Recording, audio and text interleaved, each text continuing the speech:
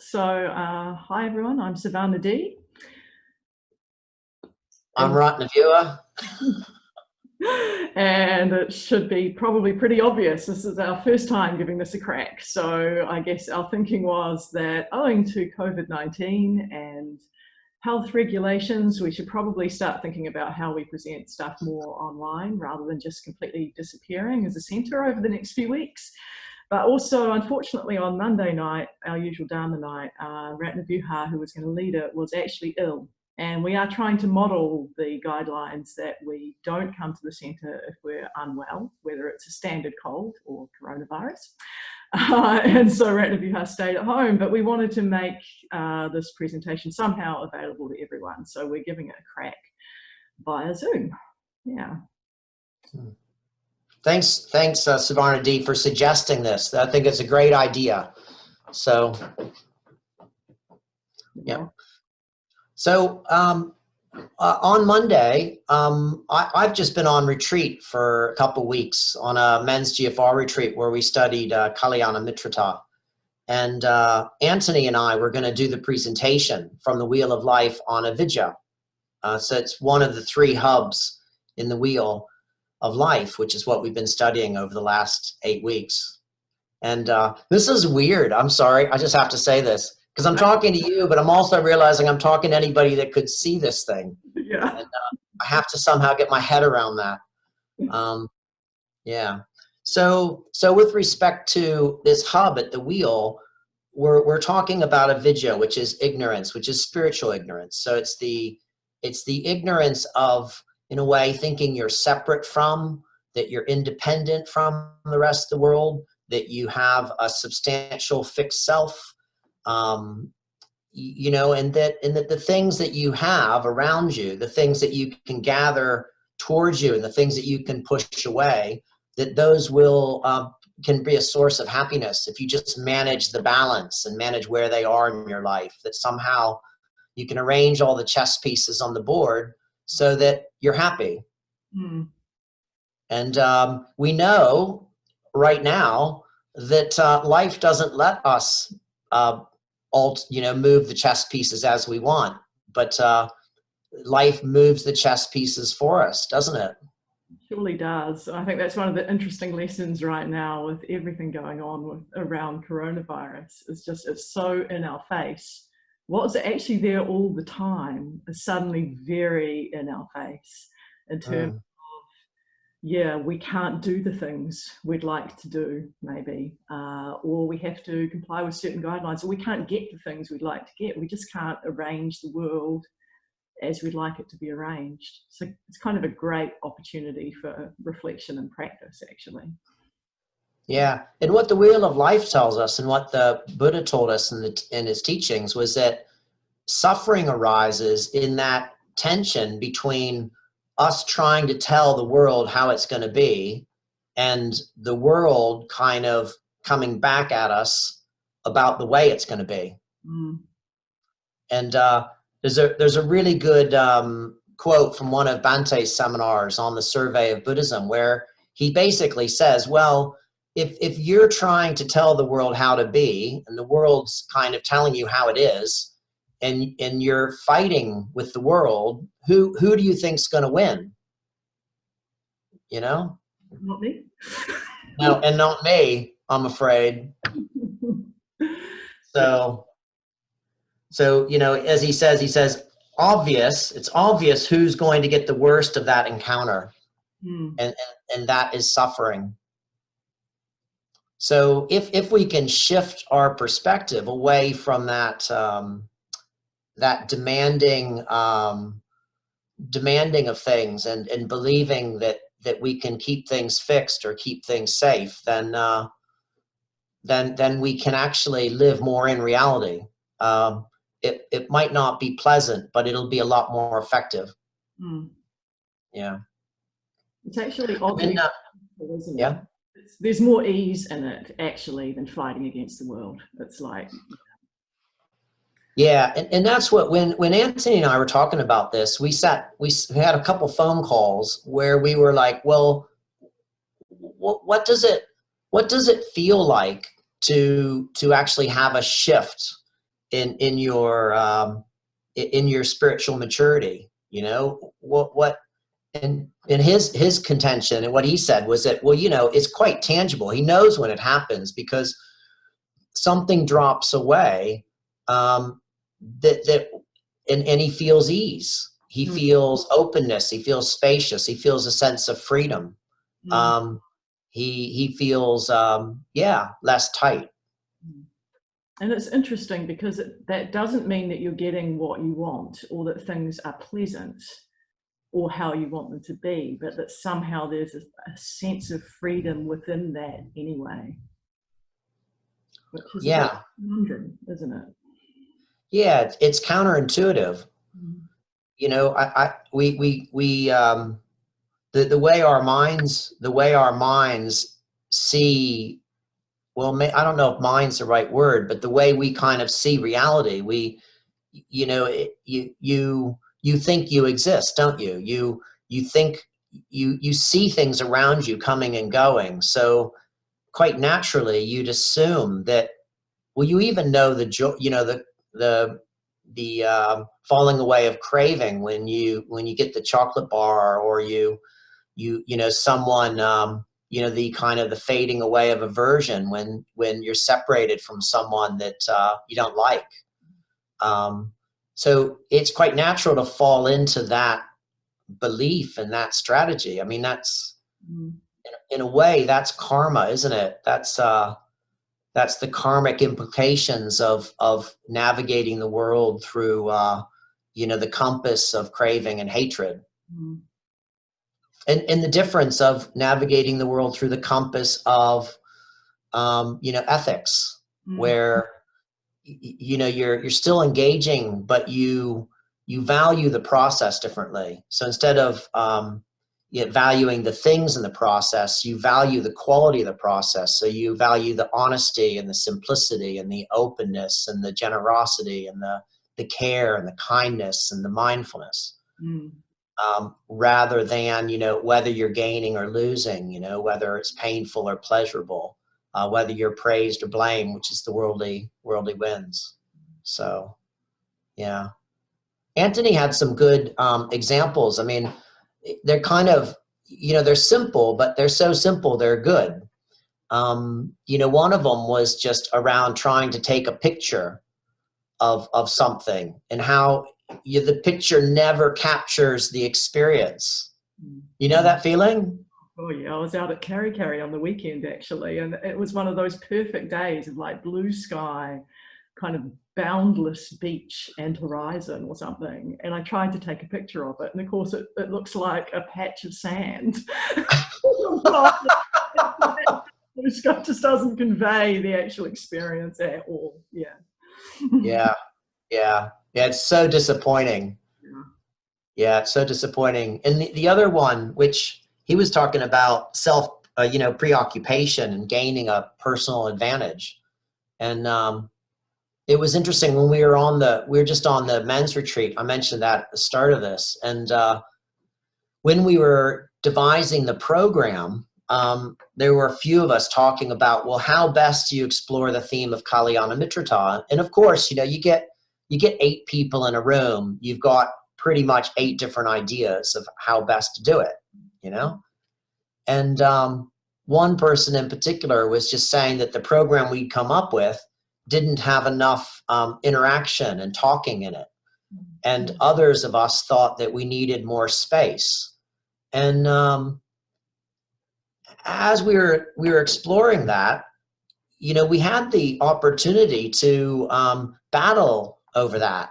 But in fact, it doesn't really matter, because the retreat, we ended up going with more communication and more talking, but people then made that their practice of Kalyana Mitrata, you know? And if we'd had more space, then it would have been a different practice of Kalyana Mitrata, but it like the form doesn't matter that much if the spirit is one of you know, kindness, clarity, and engagement, you know, caring about one another. And it's funny because when you're in the battle and you're thinking, well, no, that's not right, or yes, I've got to have this, it's unsatisfactory. Mm. You know, you leave a meeting feeling less than yourself, disappointed in yourself, or angry, upset, mad. You know, your meditation's not still. You're even confused about what to do next. Mm. But if you can just let go, it's an immense sense of relief. Mm. And you're not letting go of what's important, which is the interaction, but you're just letting go of the form. You're just saying, okay, well, you know, it doesn't matter. You know, the form doesn't matter as much as how we approach this together. And in fact, going into that retreat harmoniously, kind of all in agreement about a program, was much better than any program we would have chosen if we'd gone into it with a bit of friction between us. Exactly. It's kind of like bringing our deepest values and our ethics to whatever is happening around us, really. That's the most important thing, that what's happening is actually just whatever is happening. We don't get to have a lot of say about that in the world, do we? But it's how we are with that and how we engage with it. So whether we Yep. be kind, open, spacious, and compassionate, or whether we choose to be tight, grabbing, and trying to get what we want. Putting Yep. ourselves first or putting something else at the foreground. Yep. I was I was talking to some people on this retreat too, because there was a confessional nature to it. We were, you know, we were trying to talk quite openly about our failures of friendship and our learnings in friendship. And I think it's quite good to acknowledge the fact that you know, we're not spiritually mature enough to handle all the situations that we might encounter. And due to our own spiritual immaturity, not only is the situation difficult, situation might be, you know, difficult, like this, you know, you know, this isolation that we're kind of in, probably over the next 2 or 3 weeks, maybe a month or longer. You know, in itself, it's difficult, but if you're spiritually immature, it's more difficult. Mm. And I guess there's nothing wrong with being spiritually immature or even kind of acknowledging that that's the case. It's just basically, you're just saying you're unenlightened. You know, you're not a bodhisattva, you're not a Buddha. You can still be one in training, and you can try to offer those qualities you just mentioned in any situation. But I think it's good to acknowledge how, in a way, how much more we could give in any situation. Even with people who are difficult, we could have more compassion. You know, we could rejoice more in people, and we could have more equanimity around what's happening around us. And those qualities just seem really important. Yeah. So do you have any good examples of kind of spiritual ignorance in your own life? Goodness me, off the top of my head, well, I could offer my life probably as a wonderful example of one lived through spiritual ignorance. Gosh.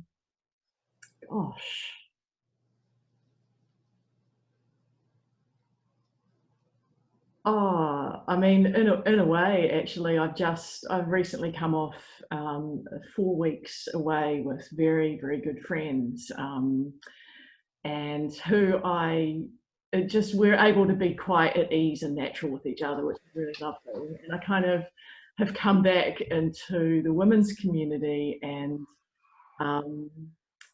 you know, I love the women here, and I really value them. And it just feels so different. You know, there's a part of me that's resisting being kind of like pulled away and separated from my friends. And now I'm back in my home environment, which is, you know, if I'm honest, I often find it's like, oh, same old, this is a bit boring. I want something different and interesting. And I saw one of the women come out of her bedroom one morning as I was coming out of the bathroom at the other end of the hall. And I just had this kind of moan of like, oh, It was a bit of aversion, actually. And I just thought, God, what is that about? It's just like, because I can't have what I've had, which was, you know, not lovely at the time. It's like I don't value what I have now, actually.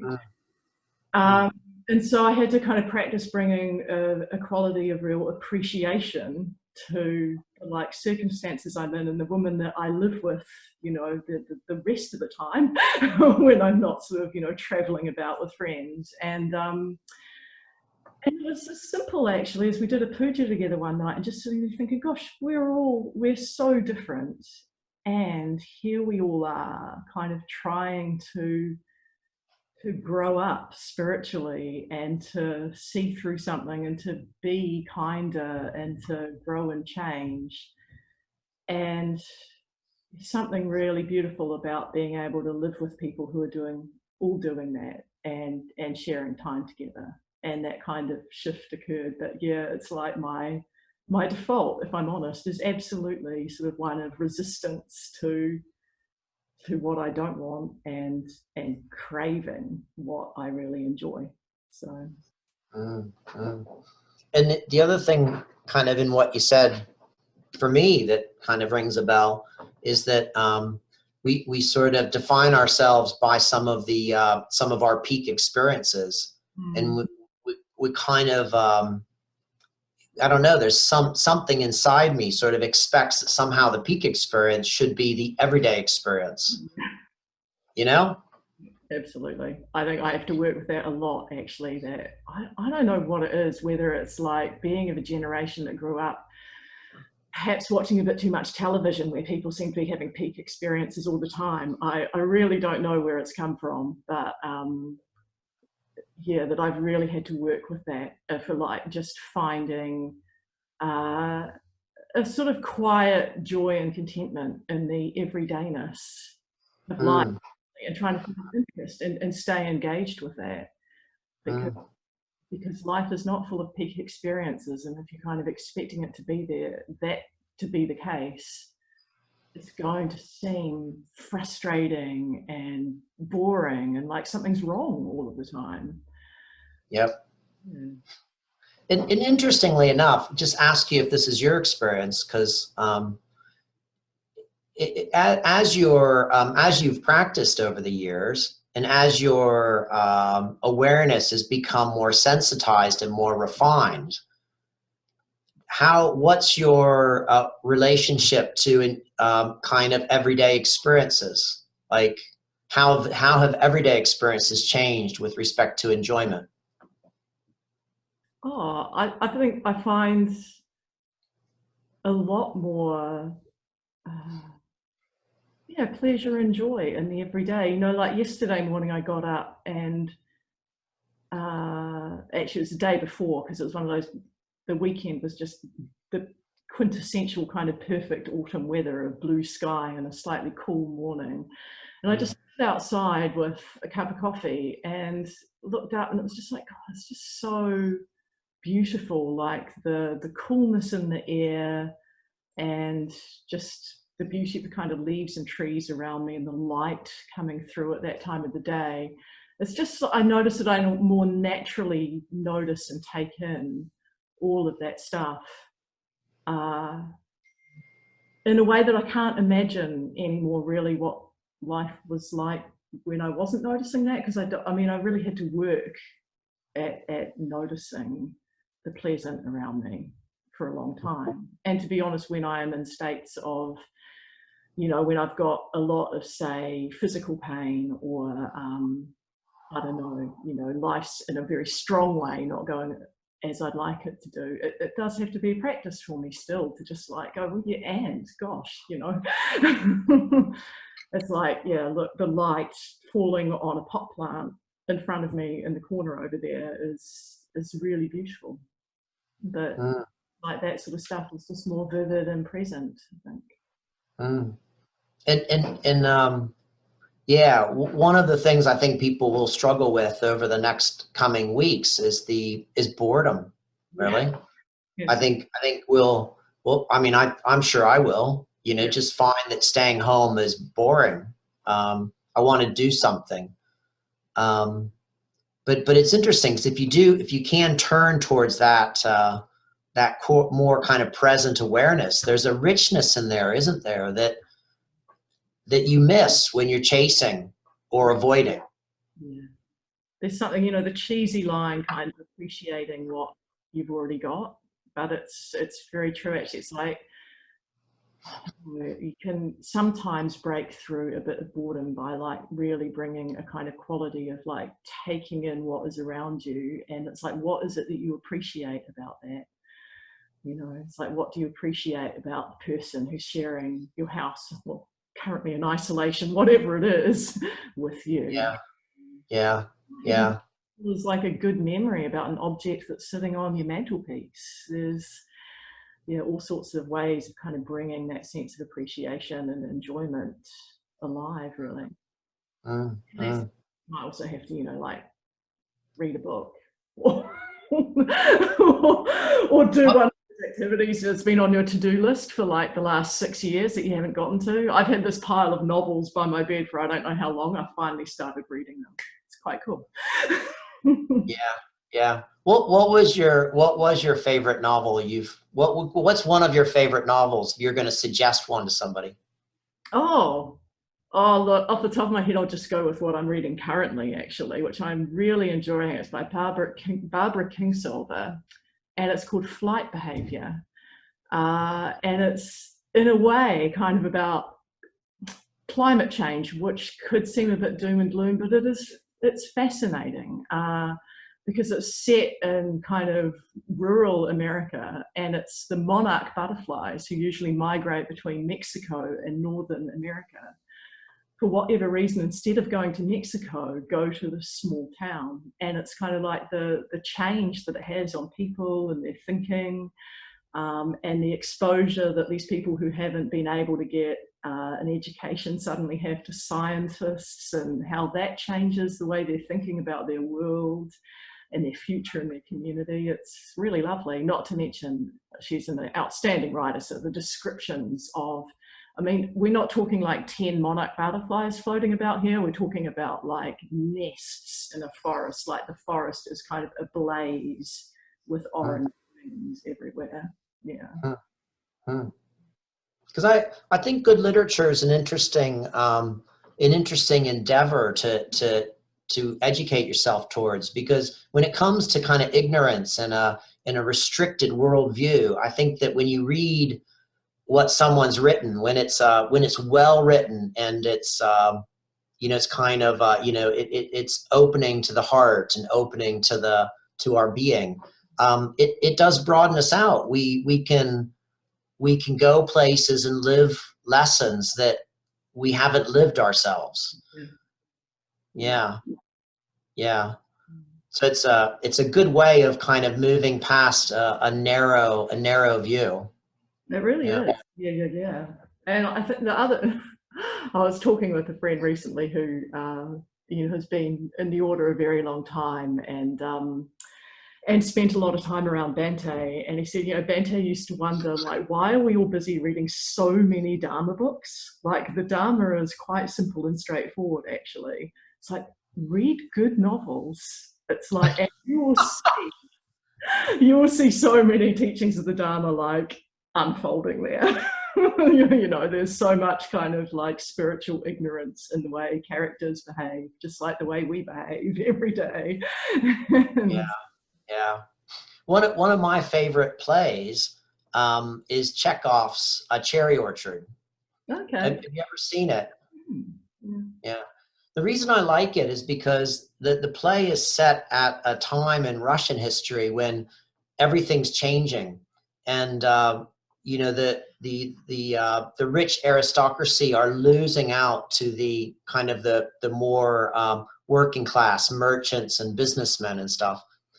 And so the story revolves around this aristocratic woman who arrives at her cherry orchard, which is her family holiday home. And she's basically probably going to have to sell it. Yeah. And she just cannot kind of live with that. and there's all these characters that come with her and all these characters she meets there, but they're all chasing something that they think they want. In her case, she wants to not sell the cherry orchard, and she wants to retain it. And she's being chased in a way by a man who's working class, and he loves her. And he's got all these ideas about how she could save the orchard by selling off a bit of it to pay these taxes so she retains most of it. But she can't hear it and she can't see him because he's not coming in the form that she'd need, which is a beautiful, dashing aristocrat with lots of money to save her. He's like a working class man in working class clothes, but highly educated and extremely resourceful, kind man. But like the whole play, she's running from him and he's running after her. And everybody's like doing that. They're each getting chased and running away from, in a way, what they really want but can't see. Yeah.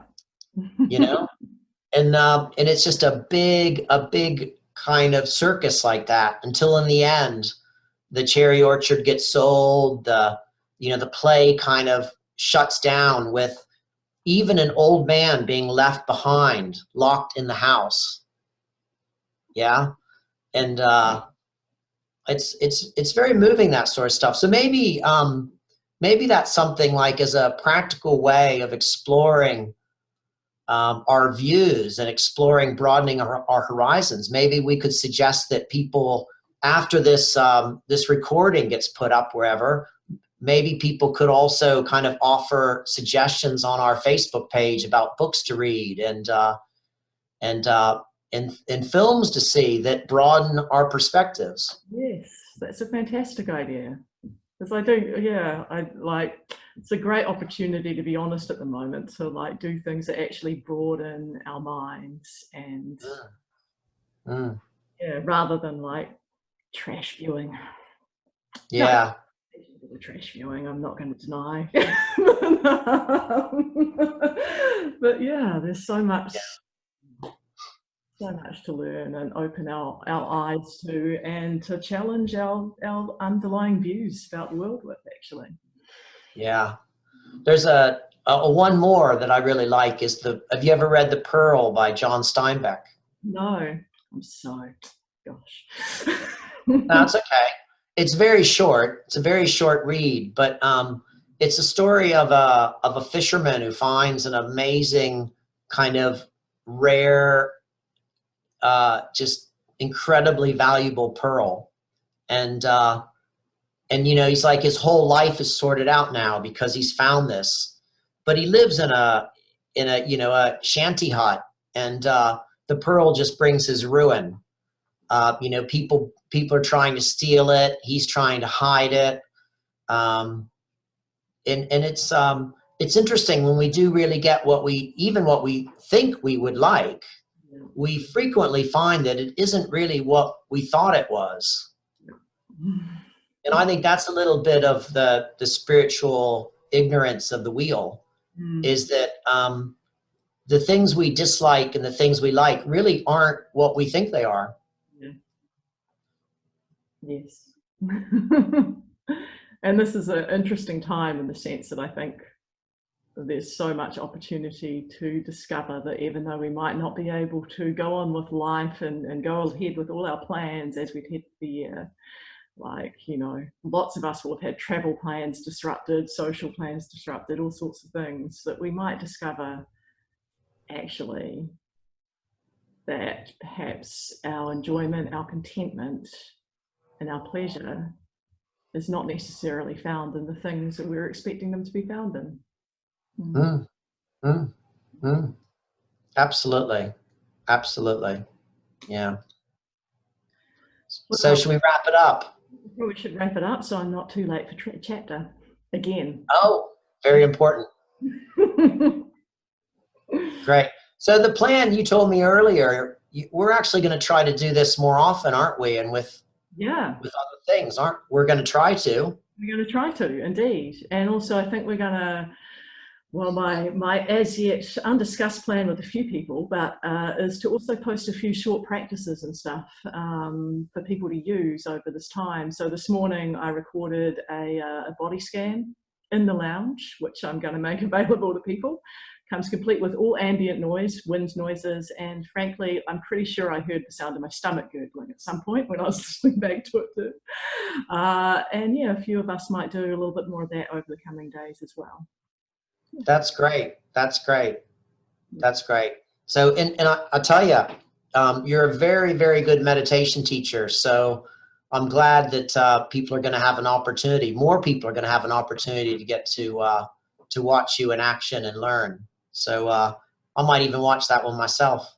Well, I just did an audio recording. You'll just have to listen. Oh. Didn't think the sight of me lying down on the lounge floor would be actually that thrilling for anyone. Audio would do it.